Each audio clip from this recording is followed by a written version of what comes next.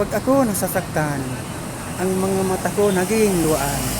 Tanging halik lang ang tanging paraan ng mahal naming nanay para maibsan ang sakit kong nararamdaman. Tagli itong paparang sa napakaraming halik ng mahal naming nanay. Ang bilin sa amin ng mahal naming nanay, dasal at taimtim ang pinakamabisang gamot sa malubhang karamdaman. Iyan ang payo ng ilan, lalo na ng mahal naming nanay. Wala nang iba pang gagaling sa dasal at taimtim na panalangin. Welcome, Xiapi. Maligaya pong harapin ang unang pong kabanata sa Xiapi. Ito ang nagtunan ng aking buhay, Xiapi.